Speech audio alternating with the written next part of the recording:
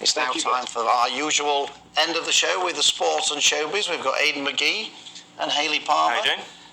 Hayley, what on earth did you make of Kanye West? I mean, that's unbelievable stuff, isn't it, really? Yeah, it really is. It's quite shocking, isn't it, just to see that there. Even Donald Trump's been distancing himself from Kanye West. Yeah, it's quite shocking. But I want to talk about Strictly. Did you see it last night? No, I can't say I did. You missed out. I was watching the football. Of course you were. Well, I was watching Strictly, and it was musical week because of the football. It was on Friday, and the results are tonight. But I have to say, I just think there should be a Strictly without any contestant going to Sylvia Young, already have performed in the musical stage school and having zero dance experience. It's not fair. It's musical week. You know, Kim Marsh, she's already been in the musical. And I know that Will, he's got a theatre school. That's not fair. I want to set up my own Strictly. Can't the viewers take that into account, though? No, because they don't take it into account. But I used to have my own dance school, and I used to teach ballroom and Latin, and I used to say to some guys, put your left leg forward. That would sometimes take half an hour to achieve that. No, that's the right leg. Well, it's the left leg. I think it'd take even longer with me, to be perfectly honest. I've got two left legs, I've got two legs. I don't want to say anything. But it is an unfair advantage. It is. People have got that basic movement, the basic steps, or what have you. Of course they're going to be leap years ahead of everybody else. Exactly. So enough is enough. I'm not happy about that, but I am looking forward to the Christmas special. But you should have watched the football. I might turn to the football after all, Phil. What was it also saying? Those who've never danced before really shouldn't be on this show. We need you of a higher calibre. We need people who can actually do it a bit better. Maybe it was saying Has this not happened before, Hayley, no?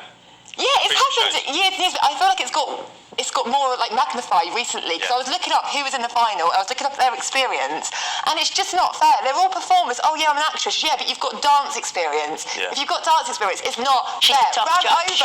She's a tough judge. Has anyone got a soapbox? I think Hayley's got something she wants us to. We're getting a laugh about it. I was watching the mighty Brazil get beaten by Cameroon last night. Yeah. It was a terrific game. It was a great game. Sadly, it didn't yield qualification to the knockout phase for Cameroon, but they gave a fantastic account of themselves. Going into that group and coming out with 5 points, still not qualifying, that's a little bit disappointing, but we have to consider as well, it was a slightly second string Brazil side as well. And all eyes tomorrow, England against Senegal.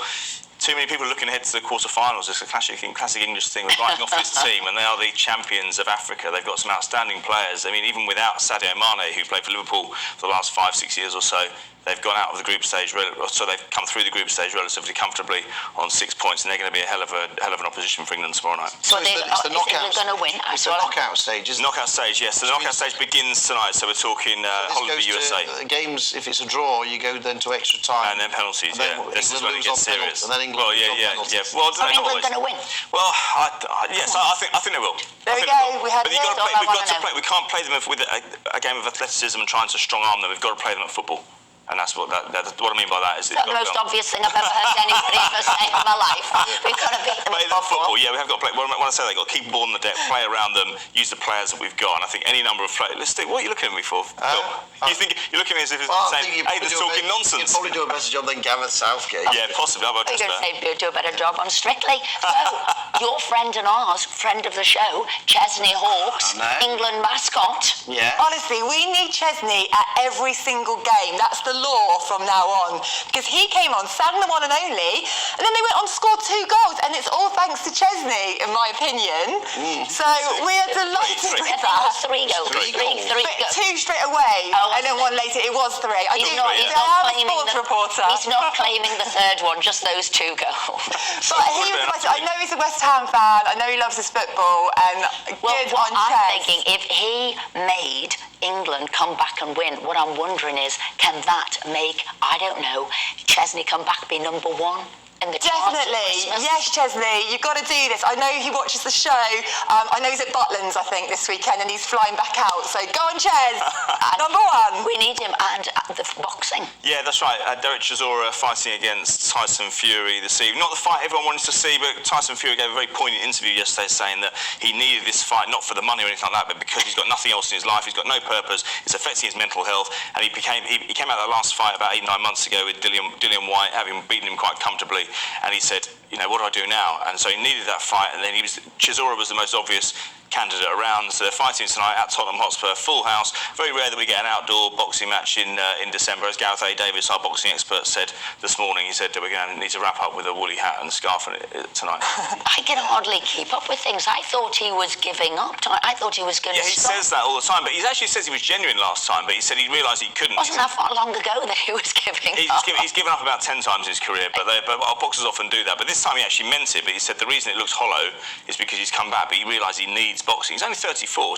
When you're doing that all your life, you come from 10 generations of traveller history, 10 generations of bare-knuckle fighting. It's a difficult thing to give up. I can't get over the fight doing it in the outside. It's going to be freezing. Yeah, I know, but I think they're going to move around though, Phil. They'll get. Are they? Yeah, I think so. Heavyweights, they don't move around very fast. I know that. It's the fans I feel sorry for.